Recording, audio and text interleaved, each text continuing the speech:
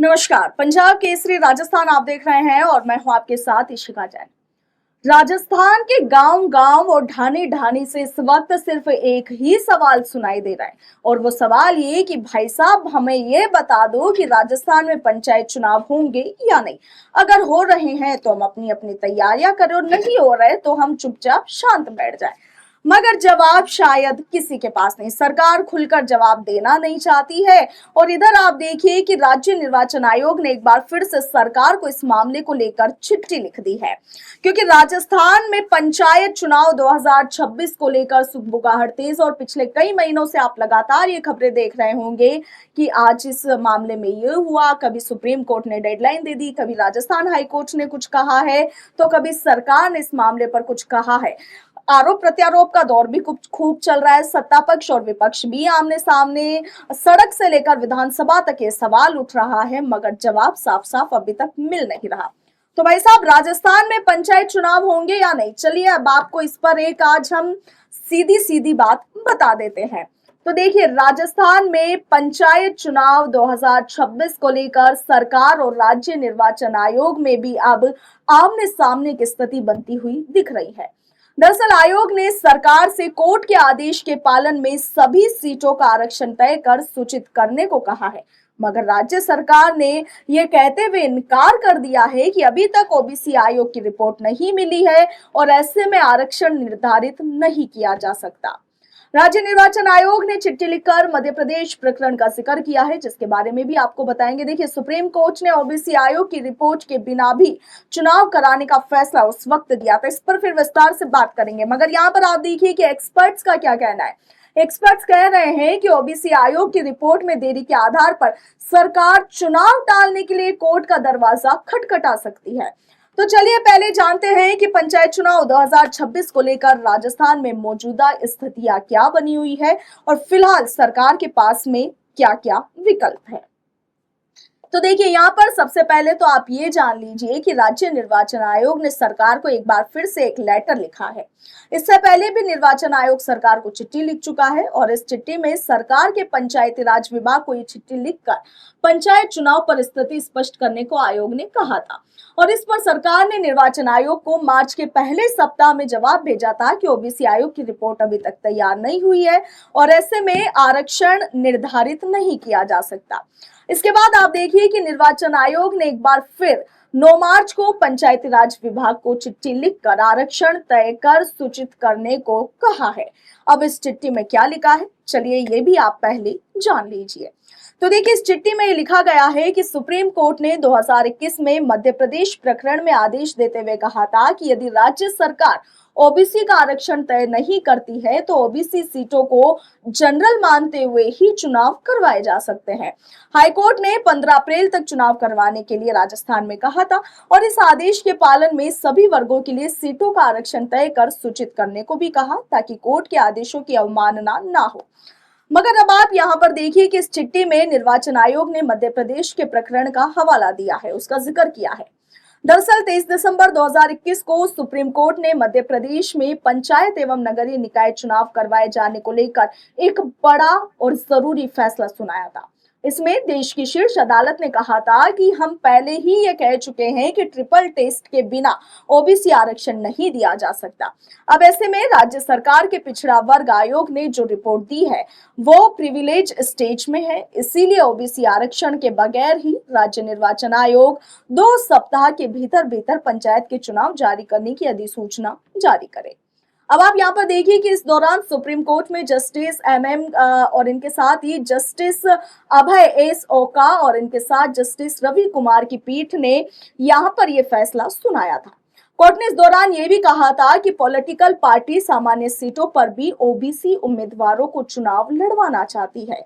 इससे जिस वार्ड में ओबीसी की संख्या ज्यादा है वहां उस वर्ग के लोगों को मैदान में उतार दिया जाए।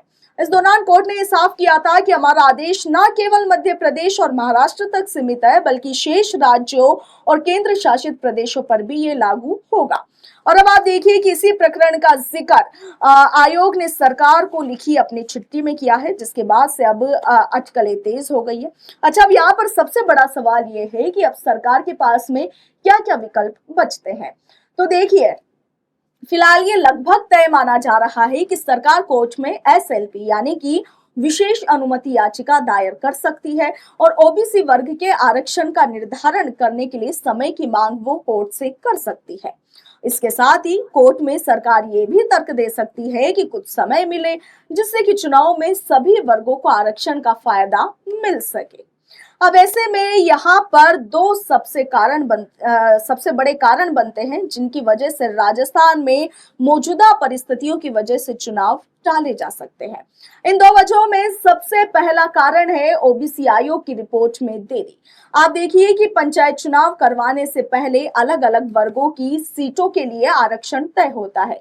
सीटों के आरक्षण निर्धारण के बिना राज्य निर्वाचन आयोग चुनाव कार्यक्रम जारी ही नहीं कर सकता और ऐसा इसलिए क्योंकि ओबीसी की सीटों पर आरक्षण का निर्धारण ओबीसी आयोग की रिपोर्ट से ही तय किया जाता है और ओबीसी आयोग का कहना है कि सरकार द्वारा गलत जानकारी देने के चलते अभी तक वो रिपोर्ट तैयार हो ही नहीं पाई है।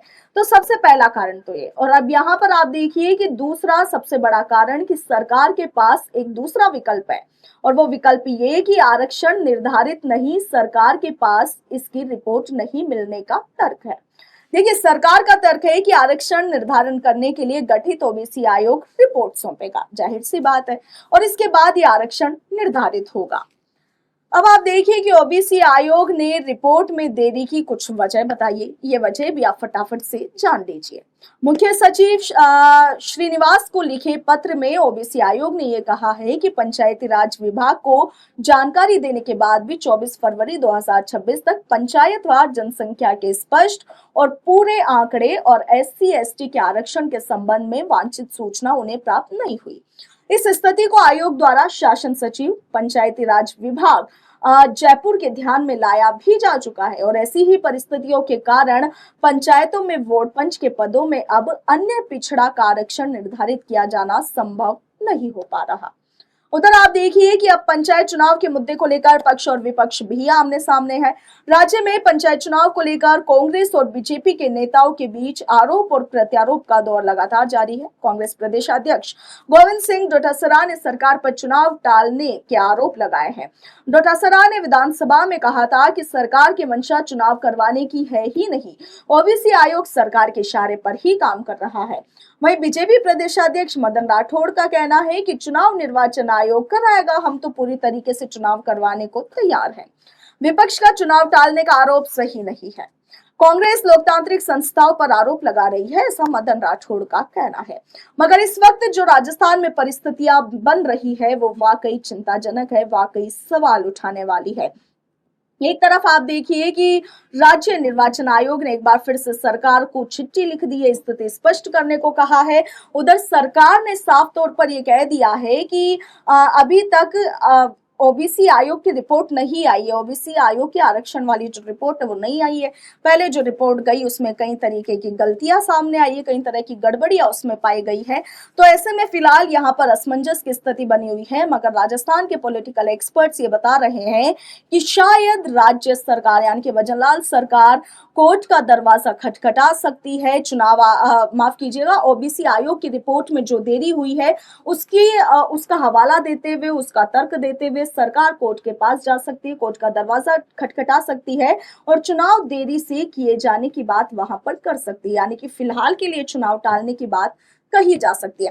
हालांकि अभी निर्वाचन आयोग ने जो राज्य सरकार को चिट्ठी लिखी है उसमें मध्य प्रदेश के एक प्रकरण का जिक्र किया गया है जिसमें 2021 के वक्त वहां पर पंचायत चुनाव और नगर निकाय के चुनाव को लेकर जो कुछ परिस्थितियां बनी थी उसमें ऐसा कहा गया कि यदि सरकार या ओबीसी आयोग की रिपोर्ट में देरी होती है तो फिर ओबीसी आयोग की जो सीटें हैं उन्हें भी जनरल मानकर के चुनाव करवाए जा सकते हैं।